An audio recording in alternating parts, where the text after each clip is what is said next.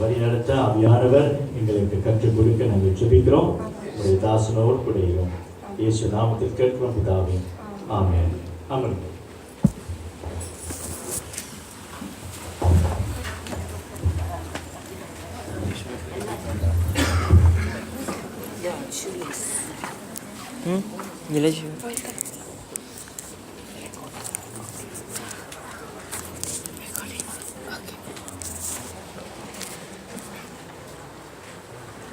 So we're moving into the second part.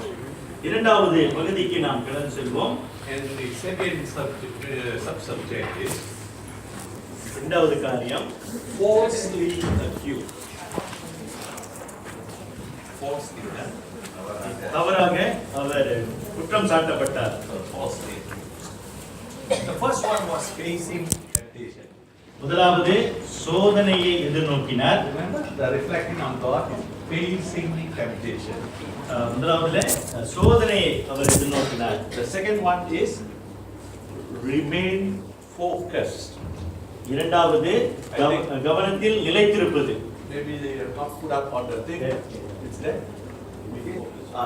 Remain focused on God.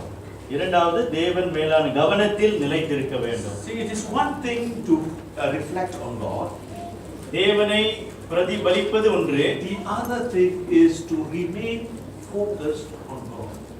இன்னொன்று தேவனிலே அந்த கவனத்தில் நாம் நிலைத்திருப்பது. The biggest obstacle is this.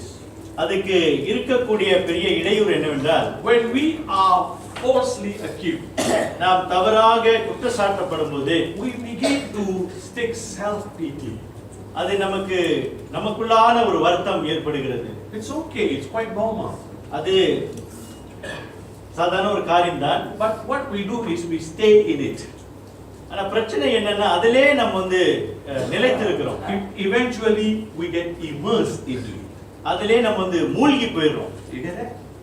And then we have ulcers, gastric problem. அதில இருந்து அப்புறம் நமக்கு அல்சர், gastric problem வருது, பிரச்சனை வருது நமக்கு. And then our hands start shaking. நம்முடைய கைகள் உதறுகிறது. And then we get into depression. அப்புறம் நம்ம அழுத்தத்துக்குள்ள நம்ம கடந்து போகிறோம். Now all these things can take place when we get falsely accused. இதெல்லாம் நம்ம தவறாக குற்றச்சாட்டப்படும் போது நடக்கக்கூடிய காரியங்கள். You know, because we know deep in our heart we did nothing wrong. ஏன்னா நம்முடைய ஆழமான ஆழத்தில மனசு ஆழத்தில நமக்கு தெரியுது நம்ம எந்த தவறு செய்யல அப்படின்னு. And Joseph knew it so very well. யோசேப்புக்கு அது நன்றாக தெரிந்திருக்கிறது. And he was falsely accused by Potiphar's wife. போத்திபாருடைய மனைவியினால் அவர் தவறாக குற்றம் சாட்டப்பட்டார். And you know, all those who are responsible in acting over the false accusation, இந்த தவறாக குற்றம் சாட்டப்படுவதில் ஈடுபட்ட எல்லாரும், nobody takes serious consideration. யார் எவருமே அந்த காரியத்தை குறித்தான ஆழமான சிந்தனை எடுக்கவில்லை. It is like adding fuel into fire. நெருப்புல இன்னும் அந்த நெருப்பை அதிகமாக்குவது போல தான் இருக்கிறது. It's like adding salt to a wound. காயத்துல இன்னும் உப்பு போடுற மாதிரி. You will get more upset. அது இன்னும் பெருத்த வருத்தத்தை அது உண்டு பண்ணுகிறது. Now how to avoid this? இதை எப்படி நாம் தவிர்க்க முடியும்? This is what we have. Remain focused on God. தேவன் மேலான அந்த கவனத்திலே நாம் நிலைத்திருக்க வேண்டும். Joseph remained focused on God. யோசேப்பு தேவன் மேலான அந்த கவனத்திலே நிலைத்திருந்தார். When Potiphar's wife accused him, போத்திபாருடைய மனைவி அவரை குற்றச்சாட்டும் போது he didn't react quickly. அது அவள் எதிர்த்து நிக்கல. He just yielded on to what is coming further.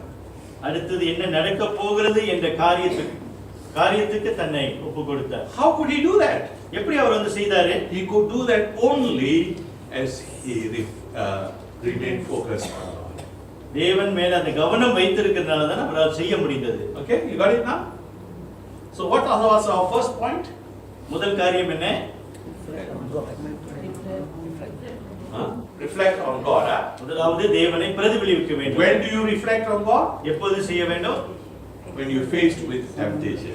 சோதனை நாம் எதிர்நோக்கும் போது. Okay, so under that reflection of God you put faced with temptation. அந்த முதல் பகுதியில கீழ போடுங்க, சோதனையை எதிர்நோக்கும் போது. All right, the second one is falsely accused. Underneath you put falsely accused. இரண்டாவது காரியத்துல கீழ வந்து தவறாக குற்றம் சாட்டப்படுவது. Now all these things are going to help you here and hereafter. இந்த காரியங்கள் எல்லாம் இன்றைக்கு இனி வருகின்ற காலங்களிலே அது வந்து உங்களுக்கு உதவியாக இருக்கும். Because you are going to come along this line again and again and again. ஏன்னா இந்த காரியங்கள் மீண்டும் மீண்டுமாக நீங்கள் சந்திக்க வேண்டியது வரும். And now you have been blessed in this camp to hear this. இந்த கேம்ப்ல நீங்கள் ஆசீர்வதிக்கப்பட்டிருக்கிறீங்க. So you are prepared by God for facing the false accusations. இந்த தவறான குற்றச்சாட்டுக்கு வருவதற்கு நீங்கள் ஆயத்தப்படப்பட்டிருக்கிறீர்கள். How to overcome false accusation? இதை எப்படி நாம் வந்து தவிர்க்கிறது? In Singapore, false accusation happens so very often. இந்த குற்றம் சாட்டுவது வந்து சிங்கப்பூர்ல அதிகமாக நடக்கிறது. எத்தனை பேர் கார் ஓட்டுறாங்க? எத்தனை பேர் கார் ஓட்டுறீங்க? உங்களுக்கு நல்லா தெரியும். You people would know better. உங்களுக்கு நல்லாவே தெரியும். Because the moment you meet an accident, நீங்க ஒரு விபத்துக்குள்ளாக போகும்போது the first person who comes out from the car, அந்த கார்ல இருந்து வெளியே வரக்கூடியவர் will accuse you. அவர் வந்து உங்களை தான் குற்றம் சாட்டுவார். Isn't it? That is the way the world overcome a problem. இதுதான் உலகம் இந்த பிரச்சனையை மேற்கொள்கின்ற விதம். So if you go to a counselor, நீங்க ஒரு ஆலோசகர் இடத்துல போனீங்கன்னா, or to a lawyer, lawyer கிட்ட நீங்க போனீங்கன்னா, this is what the lawyer says. இதான் லாயர் சொல்லுவாரு. Never mind, don't worry about your problem. உன்னோட பிரச்சனை குறித்து கவலைப்படாதே என்று சொல்லுவாரு. I think you are right. நீ சரிதான் சொல்ற. What you must now say is that he is wrong. இப்போ நீ என்ன சொல்றன்னா அவர்தான் தவறு செஞ்சார் அப்படினு சொல்லணும். That is not God's way. அது தேவனுடைய வழி அல்ல. Two wrongs doesn't make one right. இரண்டு தப்பு வந்து காரியத்தை சரிப்படுத்தாது. God's way தேவனுடைய வழி is to remain focused in him. தேவன் அவர் மேல நம்முடைய கவனத்தை வைப்பதுதான். ஒரு உண்மை உங்களுக்கு தெரியுமா? தெரியுமா? தெரியாது தானே, ஏன்னா நான் சொல்லலையே. சோ ஒரு உண்மை நான் என்ன சொல்ல வர்றேன்னா, ஒரு உண்மை உங்களுக்கு தெரிஞ்சு ஆகணும். ஆண்டவர் மேல எவ்வளவு பேரி எவ்வளவு false accusation என்ன தவறான குற்றச்சாட்டு வைக்கிறாங்க தெரியுமா? எவ்வளவு பேரு இந்நேரமும் ஓயாம ஆண்டவர் மேல குற்றச்சாட்டு வைத்துட்டு தான் இருக்கிறாங்க. தண்ணி வரலன்னா ஆண்டவர் குற்றச்சாட்டு, தண்ணி வந்தாலும் ஆண்டவர் மேல குற்றச்சாட்டு, சாப்பாடு இருந்தாலும் குற்றச்சாட்டு, சாப்பாடு இல்லைன்னாலும் குற்றச்சாட்டு, கல்யாணம் ஆகலாம் குற்றச்சாட்டு. கல்யாணம் ஆகலாம் ஆகாட்டினா என்ன பரவாயில்ல, அது கொஞ்சம் பொறுத்துக்கலாம். பொறுக்க முடியாதது கல்யாணம் ஆகணும்னா மறு கல்யாணத்துக்காக குற்றச்சாட்டு. அதுதான் அவங்க டைவோர்ஸ் பண்ணிக்கிறாங்க. இல்ல false accusation ஆண்டவர் மேல அவ்வளவு வைக்கிறாங்க. அவரை ரியாக்ட் பண்ணா என்ன ஆகும்? என்ன ஆகும்? தாங்க மாட்டேன். நான் அடிச்சா 100 ton weight.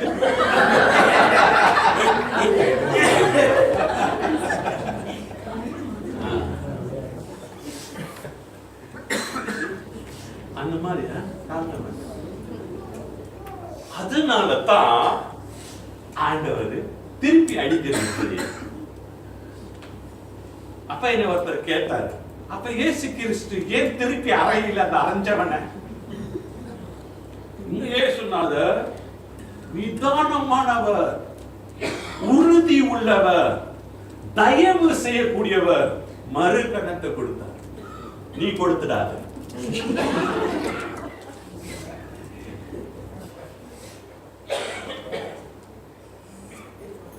So falsely accused. Joseph was falsely accused. யோசேப்பு தவறாக குற்றம் சாட்டப்பட்டார். That's the way of the world. அதுதான் உலகத்தின் முறை. But to overcome it, remain focused on God. எப்படி மேற்கொள்வது? தேவன் மேலான கவனத்தில் நாம் Now we go to the third point. மூன்றாவதாக. Third point என்ன? மூன்றாவது என்ன? What happens? என்ன நடக்கிறது? Not only he was falsely accused, அவர் வந்து தவறாக குற்றம் சாட்டப்படுவது மாத்திரமல்ல, he was forgotten in the prison. அவர் சிறைச்சாலையிலே மறக்கப்பட்டார். When he was falsely accused, he was sent to prison quickly. அவர் குற்றச்சாட்டப்பட்ட பிற்பாடு அவர் வந்து சிறைச்சாலைக்கு கொண்டு போகப்பட்டார். I like you to notice. இதுல ஒரு காரியம் நீ கவனிக்கணும். That he was sent to the king's prison. அதாவது ராஜாவின் சிறைச்சாலைக்கு கொண்டு போகப்பட்டார். Because Potiphar was a captain in the army of Pharaoh. பார்வோனுடைய ராணுவத்திலே போத்திபார் வந்து அதிபதியாக இருந்தார். And when this was brought before Pharaoh, இந்த காரியம் பார்வோனுக்கு முன்னதாக கொண்டு வரப்படும்போது Potiphar was given the right to put him in prison. அப்போ போத்திபார் வந்து அவர் சிறைச்சாலையில் போடுவதற்கு அந்த அதிகாரம் கொடுக்கப்பட்டது. And it was in the king's prison. அது ராஜாவினுடைய சிறைச்சாலையாக இருந்தது. See that now? Okay, so he was forgotten in that prison. How do we know? அந்த சிறைச்சாலையில அவர் வந்து மறக்கப்பட்டார். You see, this what always happens. இதுதான் இப்போது நடக்கிறது. When you are faithful to God, தேவனுக்கு நாம் உண்மையா இருக்கும்போது people can forget you. ஜனங்கள் நம்ம வந்து மறக்கக்கூடும். So if you want to be faithful to God, தேவனுக்கு நீங்க உண்மையா இருக்க விரும்பினால் don't expect people to remember you. மக்கள் உங்களை நினைவு கூறுவார்கள் என்று நீங்கள் நினைத்துக் கொள்ள வேண்டாம். Especially when you help someone. முக்கியமாக நீங்க யாருக்காவது நீங்க வந்து உதவி செய்தால், You help them because you are a servant of God. நீங்க தேவனுடைய ஊழியக்காரர், நீங்க வந்து உதவி செய்றீங்க. You help them because you are a believer in Christ. நீங்க கிறிஸ்துவுக்குள்ள விசுவாசியாக இருக்கிறனால நீங்க வந்து உதவி செய்றீங்க. You help them because you are focused on God.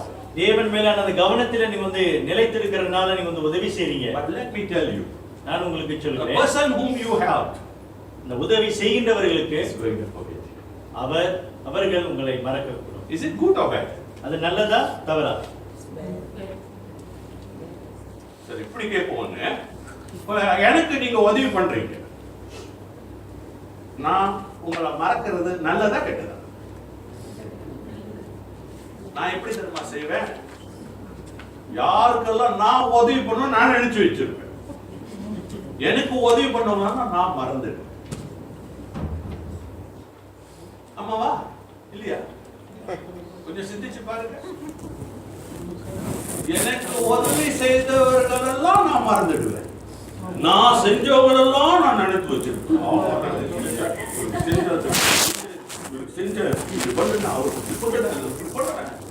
ரெக்கார்டவே இருக்கும் புக்கு. அது எப்படி இந்த கம்ப்யூட்டர்ல ஏறுது தெரியல.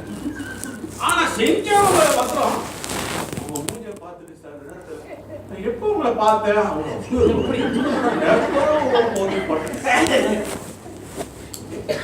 so you will be forgotten. நீங்கள் மறக்கப்படக்கூடும். பரவாயில்ல. Joseph was forgotten.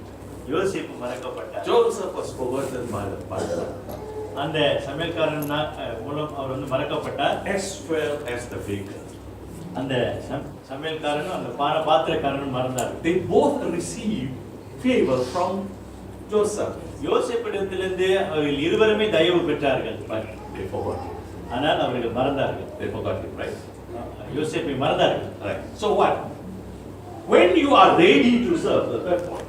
When you are ready to serve, மூன்றாவது நீங்கள் ஊழியம் செய்ய ஆயத்தமா இருக்கும்போது you will be forgotten.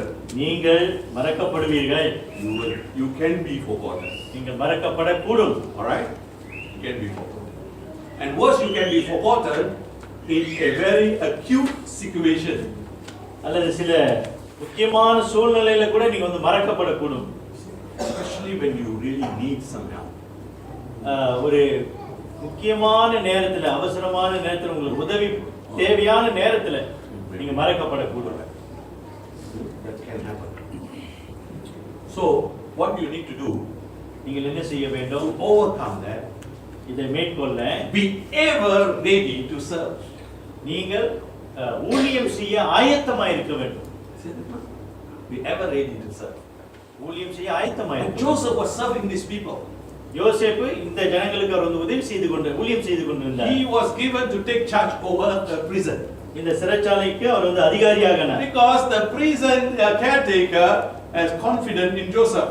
ஏனென்றால் அந்த சிறைச்சாலையின் அதிகாரி வந்து இந்த யோசேப்பின் மேல அவர் வந்து நம்பிக்கை வைத்தார். How did this caretaker have confidence in Joseph? எப்படி அவருக்கு யோசேப்பின் மேல நம்பிக்கை வந்தது? Because he saw God working in the life of Joseph. ஏனென்றால் தேவன் யோசேப்புடைய வாழ்க்கையில கிரியை செய்கிறத அவர் பார்த்து கொண்டிருக்கிறார். Because God was Joseph was reflecting on God.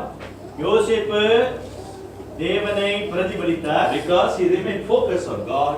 தேவன் மேலான அந்த கவனத்தில் அவர் நிலைத்திருந்தார். He went about ever ready to serve. அவர் ஊழியம் செய்ய தயாராக இருந்தார். He saw the baker and he saw the butler. அந்த இருவரையும் சமையல்காரனையும் பாத்திரக்காரனையும் பார்த்தாரு. He says, why you people are sad?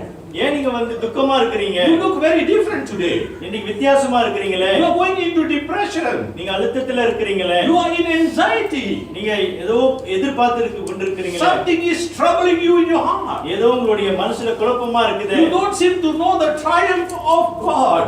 தேவனுடைய ஜெயத்தை உங்களுக்கு தெரியலையே. You don't know the meaning of triumph in trouble. பிரச்சனையில் ஜெயம் உங்களுக்கு தெரியலையே. You see that? So it's a sad face. ரொம்ப முக துக்கமாக இருக்கிறது. தமிழ்ல அழகா சொல்லுவாங்க, அகத்தின் அழகு நம்ம முகத்தின் அழகை பார்த்து தான் அகத்தை எடை போடுறோம் அல்லவா? ஆனா அகத்தின் அழகு எங்க தெரியுமா? முகம் அழகா இருக்க வேணும், அக என்னவா இருக்க வேணும்? சுத்தமா. ரைட்டா இல்லையா? Okay, so Joseph identified. Yosep கண்டுகொள்ளப்பட்டார். So he says, look, let me tell you this. நான் உங்களுக்கு சொல்லுகிறேன், something is troubling you. Tell me. ஏதோ தொந்தரவு செய்கிறது. And then he said, oh yes, something is troubling me. அவங்க ஒத்துக்கொண்டாங்க. I had a dream.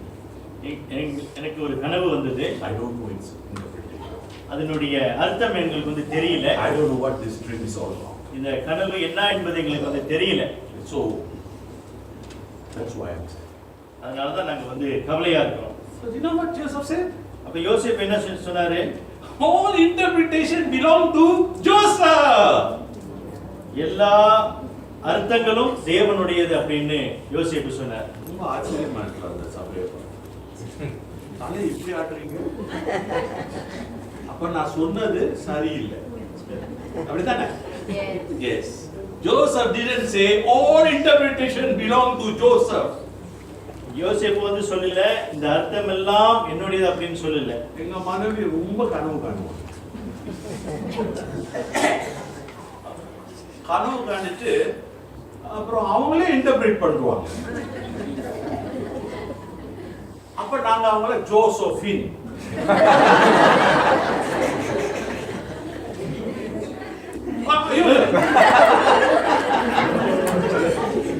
தப்பா சொல்லிட்டோம். அந்த ஜோசபின் அல்ல, எந்த ஜோசப்.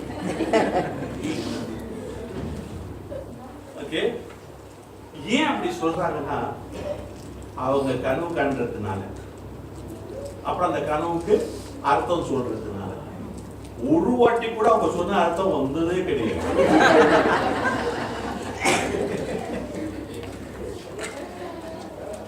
இன்னைக்கு நான் ரோமுக்கு போக முடியாது தானே?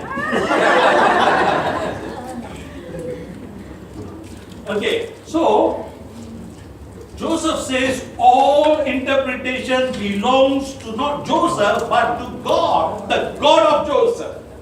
யோசேப்பு சொல்றாரு, இந்த சொப்பனத்தின் அர்த்தங்கள் எல்லாம் தேவனுக்குரியது, யோசேப்புடையது அப்படின்னு அவர் சொன்னார். சோ உங்ககிட்ட ஒருத்தவங்க யாராவது அநியாயமா நடந்துட்டு அப்புறம் அவங்க பிரச்சனையோட உங்ககிட்ட வந்தாங்கன்னா நீங்க அவங்க பிரச்சனை இருக்குன்னு தெரிஞ்சுக்கிட்டு நீங்க என்ன செய்வீங்க? இதா சமயம் வந்துட்டான்டா, இப்பதான் மதுரை கொடுக்கணும் அப்படி உதவினா ஒருத்தரம் செய்ய உதவினா. ஜோசப் உதவுறது எதுக்காகனா அவர் உதவுவதற்கு எப்பொழுதும் தயாராக இருக்கிறார். Ready to serve. ஊழியம் செய்ய ஆயத்தமா இருந்தார் யோசேப்பு. So what happens to this ready to serve business? இந்த ஊழியம் செய்ய ஆயத்தமா இருப்பதனால என்னானது? He was forgotten. சிறைச்சாலையில் அவர் மறக்கப்பட்டார். எவ்வளவு காலம் ஜோசப் சிறையில் இருந்தாரு?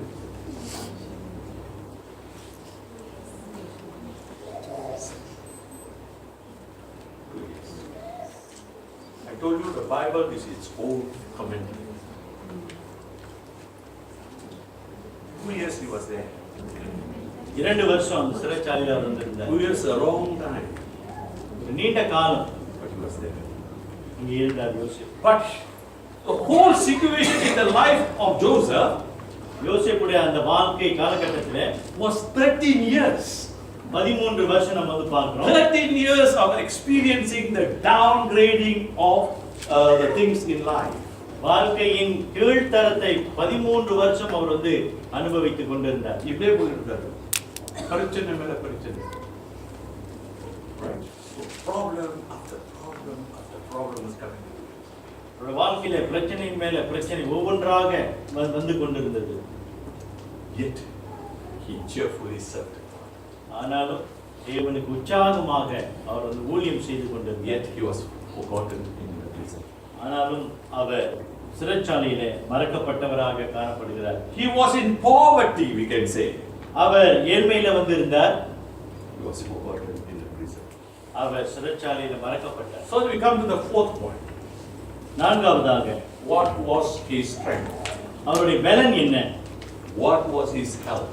அவருடைய உதவி என்ன? What was Joseph's strength and what was Joseph's help? அவருடைய பலன் என்ன, உதவி என்ன? What was with him? That's wonderful. Okay. What was his strength? What was his power? அவருடைய வல்லமை, அவருடைய பலன் என்ன? See, I have written, but I don't know where I put it. Number 4. Okay. Number 4. His strength and his confidence was on relying in God. தேவனை அவர் வந்து சார்ந்திருந்தார். He relied on God. தேவனை சார்ந்திருந்தார். I think I did wrong spelling. It should be L-I-E-D. Relied. Relying in God means now doing. Relied means continuously doing, and now and continuously doing. Alright? Okay, relied in God. Alright? That was his remedy. அதுதான் அவருக்கு வந்து புதுப்பித்தலை கொடுத்தது. And because of that, what happens? அதனால் என்ன நடந்தது? He received favor of God. தேவனிடத்திலிருந்து தயவு பெற்றார். So if you looking at your notes, அந்த நோட்ஸ்ல நீங்க வந்து பாத்தீங்கன்னா, we are already on the second part of it, the favor of God. இரண்டாம் பகுதியில நம்ம வந்து இருக்கிறோம். Alright? தேவனுடைய தயவு. You see, when we are in trouble, நாம் பிரச்சனையில இருக்கும்போது the only person who extends the real help and strength, தன்னுடைய பலத்தையும் உதவியும் நல்கக்கூடியவர். when we are pressured in problem, நம்ம பிரச்சனைக்குள்ள அழுத்தப்படும் பொழுது the real person that can give you a real help is God. நமக்கு மெய்யான உதவி கொடுக்கக்கூடியவர் நம்முடைய தேவன். That's why in John's Gospel, அதனாலதான் யோவான் சுவிசேஷ புத்தகத்திலே talking about the Lord Jesus Christ, இயேசு கிறிஸ்துவை குறித்து பேசும்போது the Bible says, we beheld the glory of God தேவனுடைய மகிமையை நாம் காண்கிறோம் என்று in the face of Christ. கிறிஸ்துவிலே தேவனுடைய மகிமையை நாம் காண்கின்றோம். And so the Bible continues, John chapter 1. யோவான் 1ஆம் அதிகாரம் சொல்கிறது, Grace and what? Grace and truth came by. I think verse 17. Is that right? கிருபையும் சத்தியமும் தேவனிடத்திலிருந்து வருகிறது என்று வாசிக்கிறோம். Is that right? The word grace there is favor. அந்த கிருபை என்ற வார்த்தை வந்து அந்த தயவு என்று பார்க்கிறோம். Alright? So it is God who gives us favor. தேவன் தான் நமக்கு தயவு காட்டுகிறார். The very God who gave favor to Joseph, யோசேப்புக்கு கொடுத்த அந்த தயவு, தேவனிடத்தில் வந்த தயவு, endure the problems and the pressure of life, வாழ்க்கையின் எல்லா அழுத்தங்களையும் பிரச்சனையை வந்து எதிர்நோக்க, is the one who is able to help you and me. அந்த தேவன் தான் நமக்கு உதவி செய்ய வல்லவராக இருக்கிறார். So what you need to do? அதற்கு நாம் என்ன செய்ய வேண்டும்? How am I going to handle problem? அப்ப பிரச்சனை வரும்போது நாம் அதை எப்படி கையாள்வது? How am I going to take on the problem? இந்த பிரச்சனை எப்படி நாம் கையாள்வது? How am I going to go victorious over the problem? இந்த பிரச்சனையிலிருந்து நான் எப்படி வெற்றியோடு போவது? Number 1, முதலாவது reflect on God. தேவனை பிரதிபலிக்க வேண்டும். Number 2, இரண்டாவதாக remain focused on God. தேவன் மேலான கவனத்தில் நாம் வந்து நிலைத்திருக்க வேண்டும். Number 3, மூன்றாவதாக be ready to serve. ஊழியம் செய்ய தயாராக இருக்க Let me வேண்டும். just digress a little. I'm excited about this. Ready to serve. ஊழியம் செய்வதை குறித்த காரியம் வந்து எனக்கு ரொம்ப உற்சாகமா இருக்குது. இது ஊழியம் செய்யறவங்களுக்கு எல்லாருக்கும் தெரியும். சீக்கிரமா தமிழ்ல சொல்லலாம். நம்ம ஒருத்தவங்களுக்கு கற்றுக் கொடுக்க ஆரம்பிக்கும் போது தான் நம்ம கற்றுக்கொள்ளும். அப்ப நம்ம ஒருத்தவங்களுக்கு சேவை செய்யும் பொழுது தான் நமக்கு சேவை நடக்குது. மனுஷன் மறந்தாலும் பரவாயில்ல, நம்ம மற்றவங்களுக்கு சேவை செய்யறதுனால யாரு நமக்கு சேவை செய்யறா? தேவனோட கிருபை நமக்கு சேவை செய்யும். ஆண்டவரான இயேசு கிறிஸ்து என்ன சொன்னார்? நான் உங்கள் மத்தியில உங்களால் சேவை செய்ய வேண்டும் என்று வரவில்லை, சேவை செய்வதற்காக வந்தேன். அப்படி சொன்னாரா இல்லையா? I came not to serve, but not to be served, but to serve. Alright? So, it is the favor of God. So when you are ready to serve, you actually learn. The more you teach, the more you learn. The more you serve, the more you get served. You see? And this time you get served by God. See? The more you give, what happens? The more you receive. ஆனா இப்படி இதுதான் கொஞ்சம் பத்திரமா இருக்கணும். ஆண்டவருக்கு கொடுக்கிறது நல்லது. ஏன்னா ஆண்டவர் கடன்காரி இல்ல. நீங்க எவ்வளவு ஆண்டவருக்கு கொடுத்தாலும் ஆண்டவர் உங்களுக்கு திருப்பி கொடுப்பார். ஆனா திருப்பி கொடுப்பாருன்னு நீங்க போய் கொடுக்காதீங்க. ஒருத்தர் அப்படித்தான் செஞ்சாரு. அந்த லிம் ஃபேமிலின்னு சிங்கப்பூர்ல ரொம்ப ஃபேமஸ். மெர்சிடிஸ் பேண்ட் இந்தியா அவங்க தான் சிங்கப்பூர்ல வெளியிட்டாங்க. ஓகே, அப்புறம் இந்த எம்போரியம் ஹோல்டிங்ஸ் அவங்களோட தான் ரொம்ப ரிச் ஃபேமிலி. எவ்வளோ பணம் வந்து சர்ச் தயாரிக்கிறதுக்கு போட்டாங்க. சர்ச் பில்டிங் கொடுத்தாங்க. எப்படி தெரியுமா கொடுத்தாங்க? நான் கொடுத்தா எனக்கு கிடைக்கும், நான் கொடுத்தா அவர் கொட்டுவார். உண்மையிலே கொட்டிட்டார். இருந்ததெல்லாம் போச்சு. அப்புறம் தான் அவங்க கோர்ட்டுக்கு போயிட்டாங்க கேஸ் எடுத்துக்கிட்டு. சிங்கப்பூர்ல இருந்தவங்களுக்கு தெரியாது. கேஸ் எடுத்துட்டு கோர்ட்டுக்கு போயிட்டாங்க. என்னன்னா இந்த எம்போரியம் ஹோல்டிங்கும் இந்த சைக்கிள் அண்ட் கேரேஜ் எல்லாம் பேங்க்ரப்ட் ஆக போகுது. இந்த சர்ச்னால தான். ஆண்டவர்கிட்ட கொடுத்தா ஆண்டவர் கொட்டுவார்னு நினைச்சு கொடுத்தா அவர் உண்மையிலே கொட்டிடுவார். அது கொட்டிட்டாருன்னா எல்லாம் கெட்டு போயிடும். சோ அத அல்ல, நமக்கு எவ்வளவு ஆண்டவர் ஆசீர்வதிக்கிறாரோ அவ்வளவுக்கு அவ்வளவு நாங்க கொடுத்தோம்னா நமக்கு என்ன கிடைக்க போகுது? என்ன கிடைக்க போகுது? பணம் கொடுத்தா பணம் கிடைக்கும் இல்ல, அது வந்து ஒரு வெளி வச்சு ஒரு வெளி கிடைக்கும், அது லோட்டரி டிக்கெட். பணம் கொடுத்தா கிருபை கிடைக்கும், இரக்கம் கிடைக்கும், தேவனோட சமாதான ஆசீர்வாதம், தேவனோட சன்னதியிலே நமக்கு சிறப்பு கிடைக்கும். தேவனுக்கு கொடு, தேவனோட சன்னதியிலே சிறப்பு கிடைக்கும். இனி ஏன் மதிக்க மாட்டேங்கிறாங்க எங்க சபையிலன்னு சொன்னா நீங்க அவருக்கு ஊழியம் செய்யல, அவ்வளவுதான்.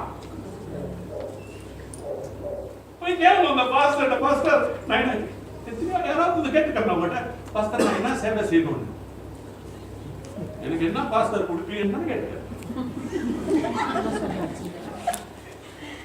இன்னையிலேருந்து ஸ்டார்ட் பண்ணுங்க. பாஸ்டரை பார்த்து கேளுங்க, பாஸ்டர் நான் எங்க சேவை செய்யணும், என்ன சேவை செய்யணும், எப்படி சேவை செய்யணும். அப்புறம் நீங்க பாருங்க உங்க வாழ்க்கை எப்படி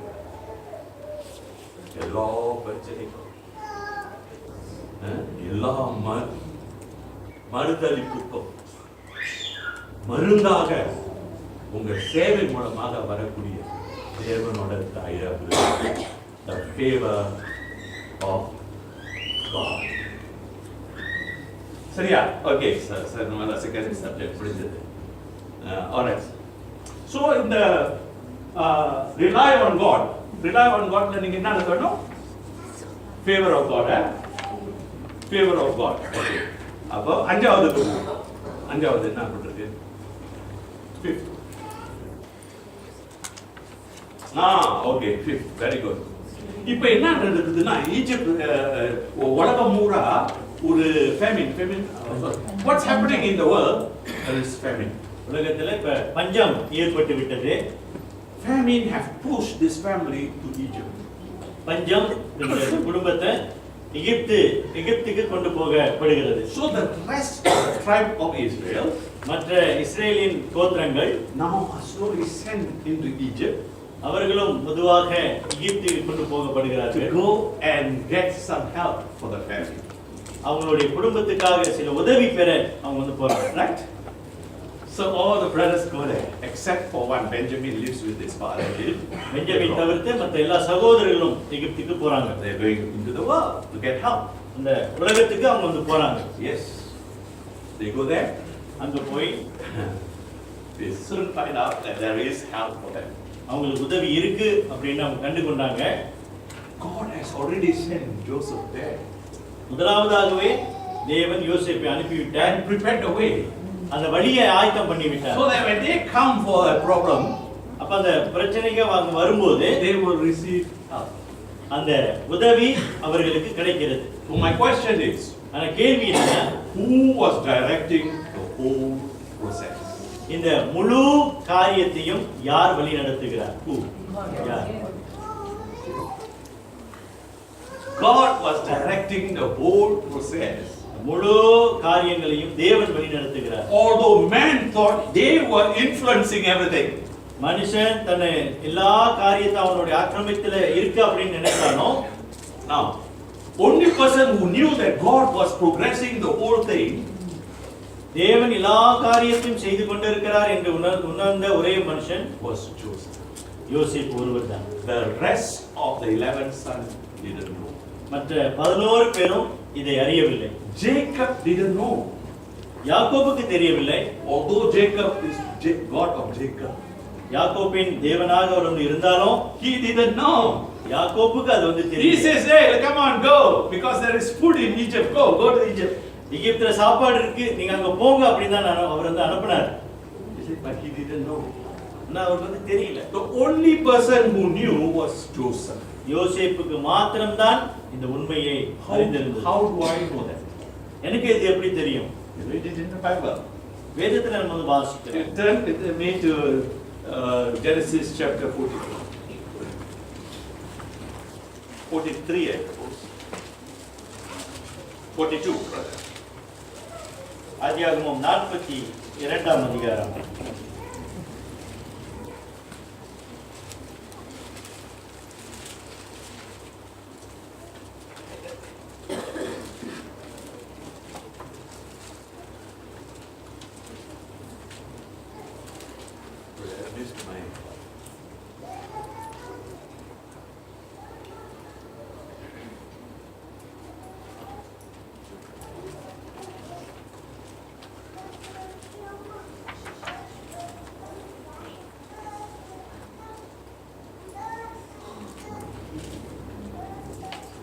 I think it's 45, sorry, 45. Maybe that's 45 and verse 5. Yes, 45 and 5. 45ஆம் அதிகாரம் 5ஆம் வசனம். You see, Joseph was replying to his brothers. அப்ப யோசேப்பு தன்னுடைய சகோதரர்களுக்கு என்ன சொல்கிறார்? By which time he was already identified with his brothers.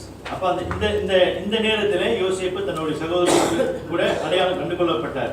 Joseph said, யோசேப்பு சொல்கிறார், brothers, you don't have to be grieved, you don't have to be sorry, you don't have to be guilty. நீங்கள் வந்து துக்கப்பட வேண்டாம். You don't have to. நீங்கள் துக்கப்பட வேண்டாம். Can we read verse 5? 5ஆம் வசனம். என்னை இவ்விடத்தில் வரும்படி விற்று போட்டதினால் நீங்கள் சஞ்சலப்பட வேண்டாம். நீங்கள் சஞ்சலப்பட வேண்டாம். அடுத்தது, அது உங்களுக்கு விசனமாயும் இருக்க வேண்டாம். நீங்கள் சஞ்சலப்பட வேண்டாம், விசனமாகவும் இருக்க வேண்டாம். அப்புறம் ஜீவ ரட்சனை செய்யும்படிக்கு தேவன் என்னை உங்களுக்கு முன்னே அனுப்பினார். ஜீவ ரட்சனை செய்யும்படிக்கு யார் அனுப்பினார்? தேவன் என்னை தேவன் யோசேப்பை அனுப்பினார்.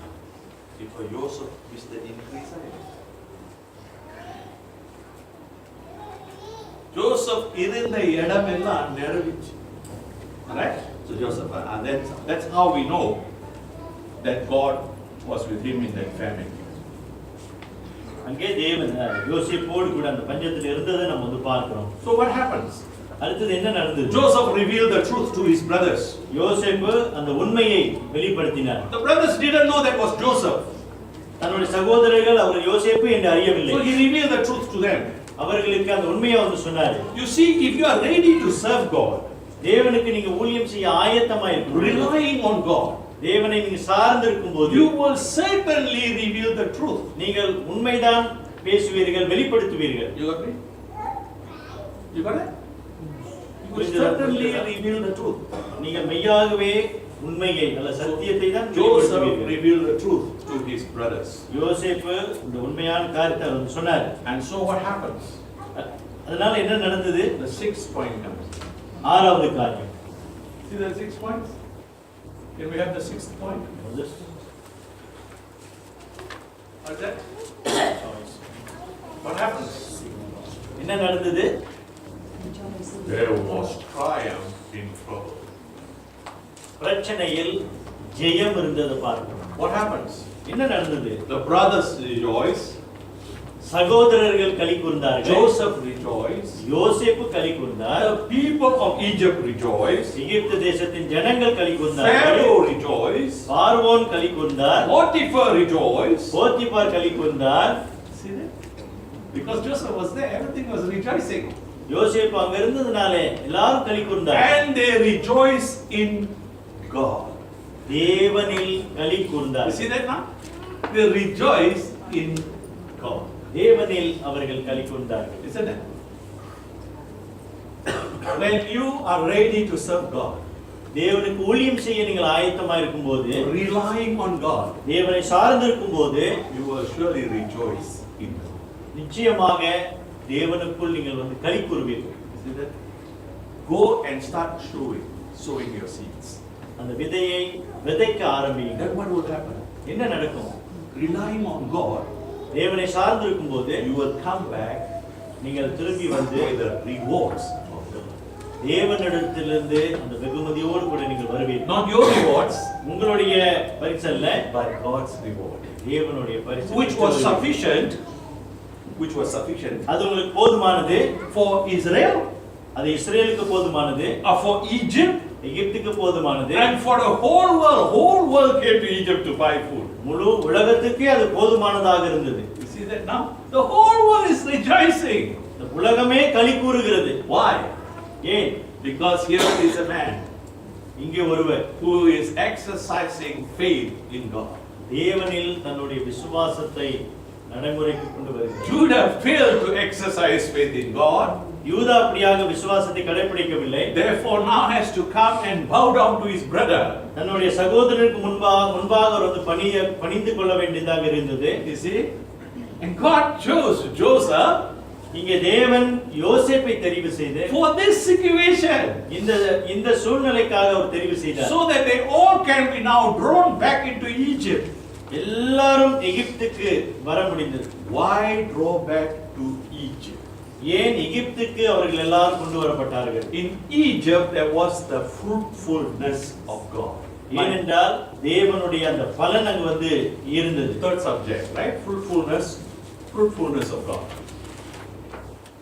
In Egypt there was fruitfulness of God. மூன்றாவது காரியத்திலே நம்ம வந்து அங்க வந்து பார்க்கிறோம். God put us here. So God put us in this world. தேவன் நம்மை இந்த உலகத்திலே வைத்திருக்கிறார். So that we can become fruitful in Him. அவருக்குள் நம்ம வந்து பலன் கொடுக்கின்றவர்களாக காணப்பட. In ourselves we are a failure. நம்மிடத்திலே தோல்விதான் இருக்கிறது.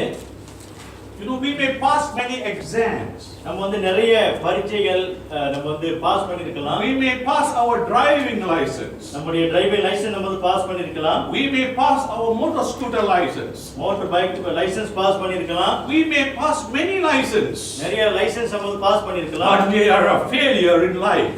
ஆனா வாழ்க்கையிலே நாம் தோல்வியுற்றவர்களாக இருக்கிறோம். You know why? ஏன் என்று தெரியுமா? We are going through trouble. ஏனென்றால் பிரச்சனை நாம் கடந்து போகிறோம். But in that trouble, அந்த பிரச்சனையில we have to have the triumph. நமக்கு ஜெயம் இருக்க வேண்டும். And the triumph அந்த ஜெயம் is the fruitfulness of God. அது தேவனுடைய பலனாய் இருக்கிறது. So in the letter to the Galatians, கலாத்தியருக்கு எழுதப்பட்ட நிருபத்திலே speaking about Christian believers, கிறிஸ்தவர்களை குறித்து எழுதப்படும்போது you're going to bear fruit, isn't it? நீங்கள் கனி கொடுப்பீர்கள் என்று சொல்லப்படுகிறது. How many fruits? எத்தனை கனி? One fruit. 1 and 9, 19 fruits. One fruit. ஒன்று அப்புறம் 30 அப்பனா 19. All right, okay. It's one fruit, ஒரு கனி, but in various ways. One in many. ஒரு கனி பல விதங்களை நம்ம பார்க்கிறோம். Various ways it comes. நிறைய விதங்கள்ல வழிகள்ல அது வந்து வருகிறது. It has to come so that it can fit all the circumstances and situations. எல்லா சூழ்நிலைகளையும் ஏற்பதற்காக அது வந்து வர வேண்டும். It is never called the fruits of the spirit. ஆவியின் கனிகள் அப்படின்னு இல்ல. It's always called the fruit of the spirit. ஆவியின் கனி என்று வந்து நம்ம பார்க்கிறோம். Why? ஏன்? Because it's the fruitfulness of God. அது தேவனுடைய பலனாய் இருக்கிறது. All right? So we have come to the 6th. Now we are getting into the 7th. இப்போ ஏழாவது காரியம். Now this is going to be exciting. ரொம்ப அருமையாக இருக்க போகிறது. All right? Are you ready for the 7th? ஏழாம் காரியத்துக்கு ஆயத்தமா இருக்கிறீங்களா? All right? You're going to be ready for the 7th now. நாம் ஏழாவது காரியத்துக்கு ஆயத்தமா இருக்கிறோம். 7th is ஏழாவது the response that God requires from you. உங்களிடத்திலிருந்து தேவன் எதிர்பார்க்கிற மறு உத்தரவு. See? The whole Bible is speaking to you to respond to God. தேவனுக்கு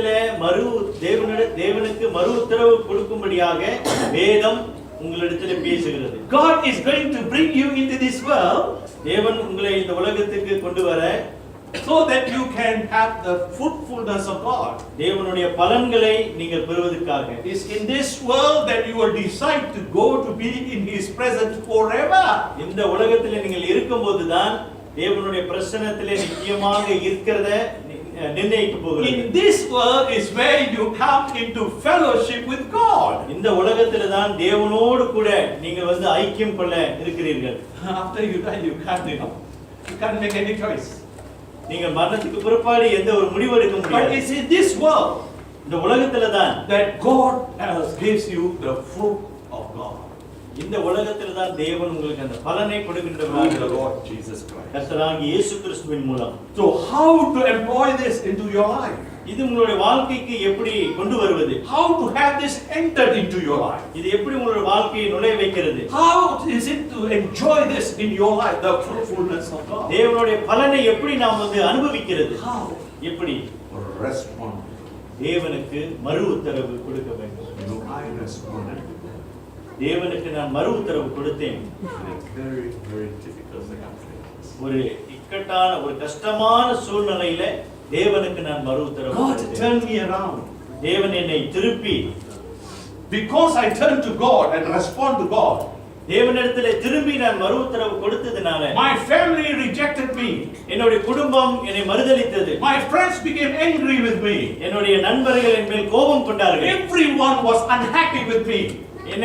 என்னை குறித்து எல்லாரும் சந்தோஷம் இல்லாமல் போனது. Everyone seems to stay away from me. They don't want to come near me. எல்லாரும் என்னை விட்டு போனார்கள். யாரும் என்னை நெருங்க விரும்பவில்லை. And my family members would not allow me to come into their homes. அவங்களுடைய வீட்டுக்கு கூட என்னை வர தடை செய்தார்கள். But ஆனால் the one who invited me was God. என்னை அழைத்தவர் தேவன். And He says He's going to make me fruitful. அவர் என்னை பார்த்து நான் உன்னை பெருகச் செய்வேன். I lost everything else. நான் எல்லாவற்றையும் இழந்தேன். I gained Christ. நான் கிறிஸ்துவை சம்பாதித்தேன். He came to my life. அவரின் வாழ்க்கையில வந்தார். He changed my life to fruitfulness. என்னுடைய வாழ்க்கை பலன் கொடுக்கும்படி செய்தார். After that, அதற்கு பிற்பாடு my mother lived. அதற்கு பிற்பாடு என்னுடைய தாயார் கிறிஸ்துவுக்குள் My வந்தார். brothers were strong temple priests. They came to the Lord. அவருடைய சகோதரர்கள் ஆசாரியர்களாக பூசாரிகளாக இருந்தவர் அவர்களும் கிறிஸ்துவுக்குள் My வந்தார். nephews and nieces turned to start coming to the Lord. அவர் அண்ணன் பிள்ளைகள் எல்லாரும் வந்தார்கள் கிறிஸ்துவுக்குள். You see that now? In the church that I went to, the first meeting place I went to, அவர் போன முதல் திருச்சபை had about 100 old people. 100 பேருக்கு மேல இருந்தாங்க. No young people. அங்க இளையர்கள் இல்லை. Very strong, everybody. Don't even laugh. Sunday cannot read the newspaper. No television. Don't wear nice clothes. So many restrictions. God sent me there. இப்போ ஒரு திருச்சபைக்கு வந்து போனாரு. நிறைய ரொம்ப ரொம்ப பக்தி உள்ள ஒரு திருச்சபை. நிறைய காரியங்கள் வந்து செய்யக்கூடாது, அது I செய்யக்கூடாது. said, Father, what is this place? This is frightening to me. சொன்னாரு, ஆண்டவரே எனக்கு ரொம்ப பயமா இருக்கு அப்படின்னு. All these old people, they can't even stand up to pray. ஜெபிக்க கூட அவங்களால எந்திரிக்க முடியல, எல்லாம் வயதானவர்கள். And so I need to pray. அப்ப நான் ஜெபிக்க வேண்டியதா இருந்தது. I learned how to pray. அப்பொழுது நான் ஜெபிக்க பழகினேன். And so I need to teach now. இப்போ நான் படிச்சு கொடுக்கணும். I don't know how to teach. எப்படி படிச்சு கொடுப்பது எனக்கு தெரியல. But God helped me to teach. ஆனா தேவன் எனக்கு உதவி செய்தார். And in that process, He helped me to learn. அதன் மூலமாக நான் கற்றுக்கொள்ள தேவன் உதவி செய்தார். Ready to be served? ஊழியம் செய்ய தயாராக இருந்தேன். So I was served. நான் ஊழியம் செய்ய. I began to teach. நான் போதித்தேன். I was taught. நான் போதிக்கப்பட்டேன். I began to put my trust in God. I prayed. நான் தேவன் மேல் நம்பிக்கை வைத்து ஜெபித்தேன். And a prayer is now answered in me. எனக்கு அந்த ஜெபம் கேட்கப்பட்டது. I became the light for others in my family to come to the light of light. என்னுடைய குடும்பத்திலே நான் வந்து ஒரு ஒளியாக இருந்து ஒளியினிடத்திற்கு வருவதற்கு தேவன் உதவி செய்தார். This can only happen. இது சாத்தியமாகும் என்றால் The favor of God can be yours. தேவனுடைய தயவு உங்களுடையதாக இருக்கலாம். Because the faithfulness of God is His. ஏனென்றால் தேவனுடைய பலன் உங்களோடு கூட இருக்குது. Your fruitfulness of God can be yours. தேவனுடைய பலன் உங்களுடையதாக இருக்கலாம். Because the faithfulness of God is His. ஏனென்றால் தேவனுடைய உண்மைத்துவம் அவருடையதாக இருக்கிறது. He wants to make a change in your life. உங்களுடைய வாழ்க்கையிலே அவர் மாறுதலை உண்டு பண்ண A complete change. முழுமையான மாறுதலை. Your mind is thinking so many things. உங்களுடைய சிந்தனையில நிறைய காரியங்கள் நீங்க சிந்தித்துக் கொண்டிருக்கலாம். இது எப்படி நடக்கலாம்? Where am I going to get all my resources? நான் இதிலிருந்து தப்பித்துக் கொள்ள நான் என்ன முயற்சி இருக்கிறது? Who is going to remember me? யார் என்னை நினைவு கூற போகிறார்கள்? Well, let me tell you. நான் உங்களுக்கு சொல்றேன். Nobody is going to remember you. யாரும் உங்களை நினைக்க போறதில்லை. Except God who remembers you. தேவனை தவிர. Who is going to identify with me? என்னோடு கூட யார் என்னை அடையாளம் கண்டு கொள்வார்கள்? Well, from the beginning, nobody is going to identify. யாரும் என்னோடு கூட அடையாளம் கண்டு போகிறதில்லை. But God is going to identify. ஆனால் தேவன் என்னை அடையாளம் கண்டு கொள்வார். That's why He is calling you to respond. அதனால தான் அவர் வந்து மறுஉத்தரவு கொடுக்க சொல்ல விரும்புகிறார். And so what must you do? அதற்கு நீங்கள் என்ன செய்ய வேண்டும்? You must look to God. நீங்கள் தேவனை பார்க்க வேண்டும். What is the verse to look to God? தேவனை பார்ப்பதற்கான வசனம் என்ன? Matthew's Gospel chapter 11 மத்தேயு 11ஆம் அதிகாரம் and verse 28. மத்தேயு 11:28. Can you read? Matthew's Gospel chapter 11. எடுத்தவங்க வாசிங்க. மத்தேயு 11:28. வருத்தப்பட்டு பாரம் சுமக்கிறவர்களே, வருத்தப்பட்டு வருத்தமா இருக்கா? வருத்தப்பட்டு பாரமா இருக்கா? பாரப்பட்டு வருத்தப்பட்டு பாரப்பட்டு குழப்பமடைந்து கவலைப்பட்டு வருத்தப்பட்டு பாரம் சுமப்போரே, நீங்கள் எல்லாரும் என்னிடத்தில் வாருங்கள். ஆனா ஒருத்தர் ஸ்டார்ட் பண்ணிட்டா இல்லாம நீங்க மாத்திரம் இல்ல, உங்க குடும்பம், உங்க நாடு, உங்க உறவினர், உங்க கூட சம்பந்தப்பட்ட அனைவரும் வரக்கூடிய தன்மையை உண்டாக்குவது நீங்க. அப்படி வருத்தப்பட்டு பாரம் சுமப்போரே, நீங்கள் எல்லாரும் நீங்கள் எல்லாரும் அப்படின்னா தேவனோட தயவு அவ்வளவு இருக்கு. நீங்கள் எல்லாரும் என்னவா? என்னிடத்தில் வாருங்கள். என்னிடத்தில் வாருங்கள். Respond to God. The word என்னிடத்தில் வாருங்கள் is the word look at God. Come unto me is the word. Look at God. என்னிடத்தில் வாருங்கள் என்று சொல்லும்போது தேவனிடத்தில் நாம் பார்ப்பது என்று அர்த்தம் கொள்கிறது. Shall we stand for a while? We're going to pray. நாம் ஜெபிக்க விரும்புகிறோம். I'm going to pray with you. உங்களோடு கூட நான் ஜெபிக்க It is விரும்புகிறேன். my privilege to pray with you. உங்களோடு கூட ஜெபிப்பது எனக்கு ஒரு பாக்கியம். It's my joy to pray with you.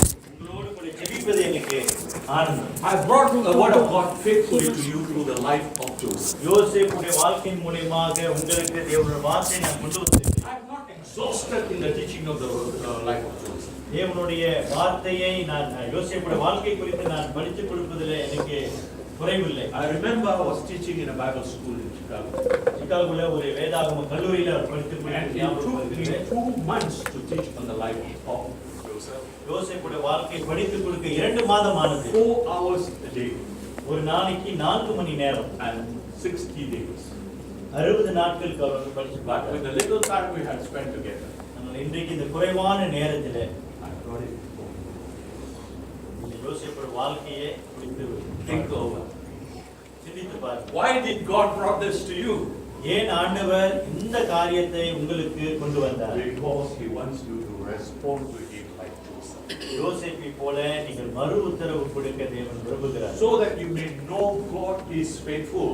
நீங்கள் தேவன் உண்மை உள்ளவர் என்று அறிந்து கொள்ளும்படியாக, So that you may trust in the faithfulness of God. தேவனுடைய உண்மைத்துவத்திலே நீங்க வந்து நம்பிக்கை வைக்க, So that you may enter into the favor of God. தேவனுடைய தயவுக்குள்ளே நுழைய In a very special way today, ஒரு வித்தியாசமான நிலையில while we are in this building in the presence of God, தேவனுடைய சன்னிதானத்திலே இந்த கட்டடத்திலே God asks you to respond to the favor that He is going to put in your life. தேவனுடைய தயவு உங்களுக்கு கொடுக்க போகிற அந்த தயவிலே அதற்கு மறு உத்தரவு கொடுக்க தேவன் That அழைக்கிறார். will help you to be triumph over trials, பிரச்சனையிலே ஜெயம் கொள்வதற்காக, triumph over trouble, பிரச்சனையிலே ஜெயம் கொள்வதற்காக, triumph over testings, சோதனையிலிருந்து ஜெயம் பெறுவதற்கு, triumph over turmoil. எல்லா குழப்பத்திலே பிரச்சனையிலிருந்து ஜெயம். You see that now? And He wants to make you. நீங்கள் பலனடைய செய்ய விரும்புகிறார். Will you respond? நீங்கள் மறு உத்தரவு கொடுப்பீர்களா? Will you say, Lord, I am trusting you now? ஆண்டவரே, நான் உங்களை நம்பி இருக்கிறேன் என்று சொல்வீர்களா? Shall we pray? நாம் ஜெபம் செய்வோமா? Now you are here, you have not trusted the Lord Jesus Christ as yet. நீங்கள் சிலர் இன்னும் கர்த்தராகிய இயேசு கிறிஸ்துவை விசுவாசியாதவர்களாக இருப்பீர்கள். Now God is saying, respond to me. இன்றைக்கும் தேவன் கேட்கிறார் மறு உத்தரவு. Look to me. என்னை பாருங்கள். Come unto me. தேவனிடத்திலே வாருங்கள். Will you come? தேவனிடத்திலே வருவீர்களா? If you will come, நீங்கள் வருவீர்கள் என்றால் pray in your heart just now quietly as I pray. நான் ஜெபிக்கின்ற வண்ணமாக உங்களுடைய உள்ளத்திலே அமைதியாக நீங்கள் ஜெபித்துக் கொள்ளுங்கள். Pray in your heart. உங்களுடைய மனதிலே நீங்கள் ஜெபித்துக் கொள்ளுங்கள். Lord Jesus, கர்த்தராகிய இயேசு I கிறிஸ்துவே, willingly want to respond to your goodness. ஆண்டவரே, என்னுடைய சுய சித்தத்தின்படி உம்முடைய நன்மைகளுக்கு நான் மறு உத்தரவு கொடுக்க விரும்புகிறேன். Lord Jesus, கர்த்தராகிய இயேசு கிறிஸ்துவே, I want your grace in my life. என்னுடைய வாழ்க்கையிலே உம்முடைய கிருபை தேவை. Lord Jesus, கிறிஸ்து இயேசுவே, I want you to make me fruitful for myself and my family and my friends. எனக்காகவும் என்னுடைய குடும்பத்திற்காகவும் என்னுடைய நண்பர்களுக்காகவும் நான் கனி கொடுக்கின்றவனாக காணப்பட வேண்டும். I have made mistakes like many, மற்றவர்களைப் போல நான் தவறு செய்திருக்கிறேன். but today I'm making this decision to respond to you because you called me. நீங்கள் அழைத்தது நிமித்தம் ஆண்டவரே, இன்றைக்கு நான் மறு உத்தரவு கொடுக்க விரும்புகிறேன். You say, come to me. நீங்கள் என்னிடத்தில் வாருங்கள் என்று I believe you, Lord Jesus. நான் உங்களை கர்த்தராகிய இயேசு கிறிஸ்துவை விசுவாசிக்கிறேன். You say, look to me. நீங்கள் என்னை பாருங்கள் என்று I சொன்னீர். want to look to you, O God, and you only. உங்களை மாத்திரம் நான் பார்க்க விரும்புகிறேன். This is what I have not been doing. இது நான் இதுவரையிலும் செய்யவில்லை. Now I want to do this. இன்றைக்கு நான் செய்ய விரும்புகிறேன். Hear my prayers for Christ's sake. தேவன் நிமித்தம் இது என்னுடைய ஜெபமாய் இருக்கிறது. If this is your prayer. இது உங்களுடைய ஜெபம். Some of you have already received the Lord Jesus Christ as your personal Savior. சிலர் உங்களுடைய வாழ்க்கையிலே கர்த்தராகிய இயேசு கிறிஸ்துவை உங்களுடைய சொந்த இரட்சகராக But ஏற்றுக்கொண்டிருக்கிறீர்கள். you still go on trials and trouble and testings and turmoils. ஆனா வாழ்க்கையில பலவிதமான பிரச்சனைகள், சோதனைகள், வேதனைகளை நீங்கள் கடந்து போய் So கொண்டிருக்கிறீர்கள். you very specially in this camp, உங்களுக்காக பிரத்யேகமாக இந்த முகாம்ல God is calling you to respond like Joseph. யோசேப்பை போல நீங்கள் மறு உத்தரவு கொடுக்க தேவன் அழைக்கிறார். That's why He taught you to write. அதனால தான் யோசேப்புடைய வாழ்க்கை குறித்து தேவன் உங்களுக்கு படித்து He's கொடுத்திருக்கிறார். very specially calling you. இன்றைக்கு அவர் விசேஷமாக உங்களை அழைக்கிறார். He says, "My son, my daughter, will you respond? என் மகனே, என் மகளே, நீ மறு உத்தரவு கொடுப்பாயா? Are you going to look up to me? நீ என்னை பார்க்க விரும்புகிறாயா? Do you want to come to me? என்னிடத்தில் வர விரும்புகிறாயா? Do you know that I'm the faithful God? நான் உண்மையுள்ள தேவன் என்று உனக்கு தெரியுமா? Do you know that you need to have the favor of God all the time?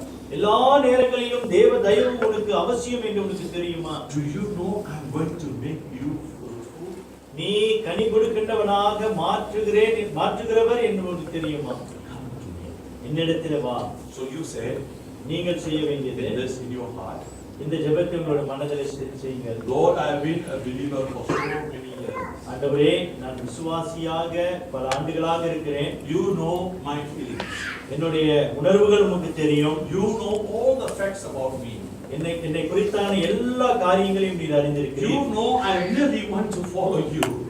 நான் உங்களை பின்பற்ற விரும்புகிறேன் என்று உனக்கு தெரியும். But the troubles and the trials and the turmoil and the testings are putting me off. ஆனால் பிரச்சனைகள், சோதனைகள் எல்லாம் எனக்கு தடையாக இருக்கிறது. Today you're calling me.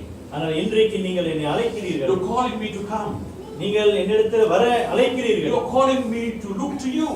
உம்மை பார்க்க என்னை அழைக்கிறீர்கள். You are calling me to respond. நான் மறு உத்தரவு கொடுக்க அழைக்கிறீர்கள். I want to respond in faith in the name of Lord Jesus.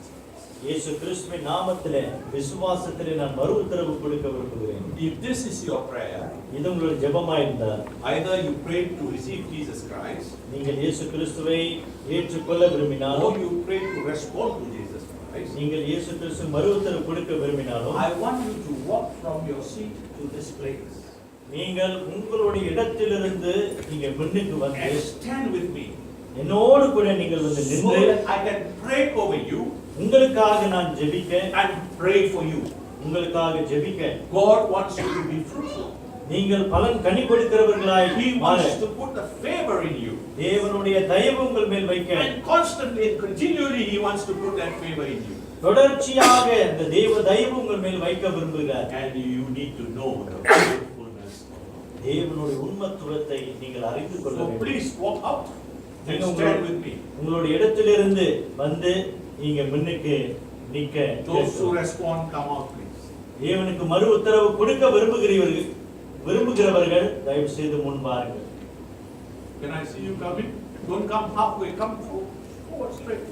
முன்னுக்கு வாங்க, உங்களுக்காக நான் ஜெபிக்க விரும்புகிறேன். தேவனுக்கு மறு உத்தரவு கொடுக்க விரும்புகிறவர்கள் நீங்கள் தயவு செய்து முன்னுக்கு வாங்க. God is speaking to you, you know. And you will come. தேவன் உங்களோடு கூட பேசுவாரானால் நீங்கள் முன்னுக்கு Yes, வாங்க. many more I know. You're going to come. நீங்கள் வர விரும்பினால் Come right to the வாருங்கள். front. Come right to the front. முன்னுக்கு வாருங்கள். மறு உத்தரவு கொடுக்க விரும்பினால் நீங்கள் முன்னுக்கு வாருங்கள். This is a privilege for you to confess God. தேவனை அறிக்கை செய்வதற்கு இது நல்ல ஒரு This தருணம். is a privilege for you to respond to God. தேவனுக்கு மறு உத்தரவு கொடுக்க இது ஒரு பெரிய ஸ்லாக்கியம். Just come. நீங்கள் வாருங்கள். Just come before I close you with prayer. நான் ஜெபத்திலே முடிப்பதற்கு முன்னதாக நீங்கள் வாருங்கள். Some more. இன்னும் Some more. I know some more. I know God is asking you to come. Don't put it away. Yes, come. Some more. God is going to break you free. தேவன் உங்களை விடுவிக்க விரும்புகிறார். God is going to make you fruitful. தேவன் உங்களை கனி கொடுக்க வைக்க செய்கிறார். I'm just waiting for you. Come on. உங்களுக்காக நான் காத்திருக்கிறேன். பாருங்கள். Before I pray for you and pray for you. உங்களுக்காக ஜெபிப்பதற்கு முன்னதாக பாருங்கள்.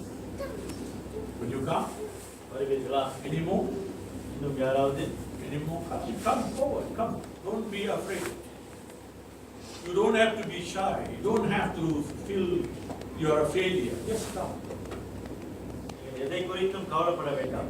Yes, come right in.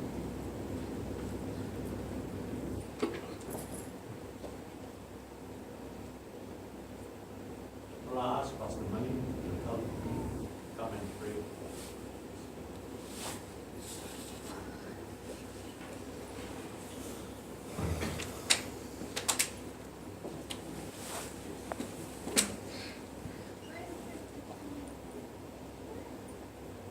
ஜெபம் செய்வோம்.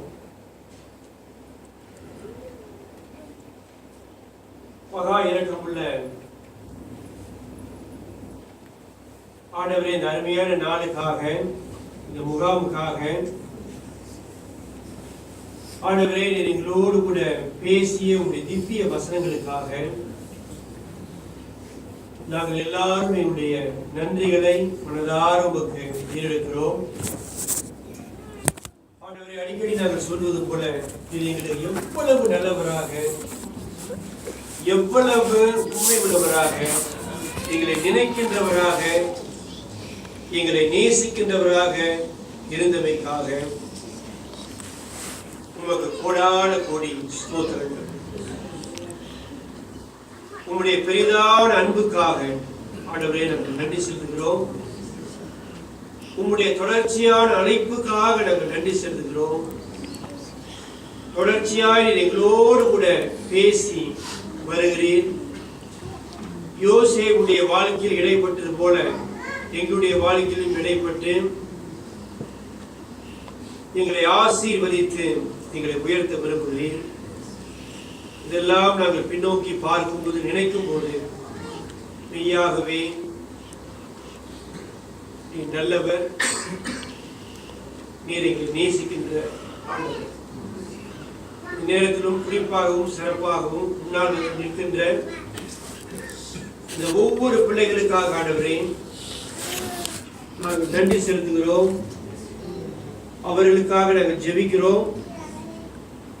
உங்களுடைய அழைப்பை ஏற்றுக்கொண்டு உமக்காக வாழ வேண்டும், தங்களுடைய வாழ்க்கையை முழுமையாக ஒப்புக் கொடுக்க வேண்டும், இன்னும் அதிகமாய் உம்மை நேசிக்க வேண்டும், இன்னும் அதிகமாய் உங்களுக்கு ஊழியம் செய்ய வேண்டும் என்ற அந்த விருப்பத்தோடு ஆவலோடு கூட வந்த இந்த அன்பு உள்ளங்களுக்காக நாங்கள் நன்றி செலுத்துகிறோம். ஆண்டவரே, நீங்கள் அவர்களை பேர் பேராக அறிவீர். அவர்களுடைய வாழ்க்கையில் நீ இடைப்பட, அவர்களை ஆசீர்வதிக்க ஆண்டவரே, நீர் அவர்களை அரவணைத்து உங்களுடைய அன்புக்குள் அவர்களை வழிநடத்தி செல்ல, அவர்களுக்கு இந்த கிறிஸ்துவ வாழ்க்கையில் கிறிஸ்துவ ஜீவியத்தில் ஊழிய பாதையில் அவர்களுக்கு தேவையான யாவையும் நீர் அவர்களுக்கு சம்பூர்ணமாய் அருள, கனி கொடுக்கும் கிறிஸ்துவர்களாக அவர்கள் வாழ அவர்களுக்கு நீர் அருள் புரியும், அவர்களை ஆசீர்வதியும். இயேசுவின் நாமத்தில் ஜெபிக்கிறோம் பிதாவே. ஆமென். Shall we pray? Just remain steady. Pray. Our Father, we rejoice in Thy presence. We give Thee praise. We worship. We adore Thee. We thank Thee for speaking to us. Lord, Thou hast spoken to us clearly. And Thou hast invited us so that You can identify with us. So that we can know that You remember us. So that we can now look up to Thee, our God and our Father in the Lord Jesus Christ. So that we can come to the Lord Jesus and know that He is indeed the fruitfulness of God. And so we worship Thee, that we have received favor from Thee. This camp has been a wonderful time, a time of great blessing in our life. Thou will to construct our life in the fruitfulness of God, so that we can be the one who are overcomers. I have overcome the world, says the Lord Jesus. Look unto Him, the author and the perfecter of our faith. And Lord, I pray over these people who are standing. Lord, Thou know how to bless them, because Thou the one who calls them. Thou the one who comforts them. Thou the one who cheers them. Thou the one who challenges them. And Thou the one who saves them and keeps them. And thou the one who's going to bring them through as they serve. Build them up with the blessings that comes from you, so that they can become one like Joseph, from poverty to prosperity. That they can become the stewards of God. So undertake for them, that they may burn the light that is lighted up in them in Christ Jesus. We ask thy blessing upon this meeting and upon all here seated. We especially pray for those who are not well and sick. Lord, thy healing will come in such a mighty way. The remaining hours of our time spent here together will not only be fellowship with thee and with one another, but fellowship in the power of God, the purpose of God, the pleasure of God, so that thy man may prosper. We give thee thanks in the name of the Lord Jesus Christ. Amen.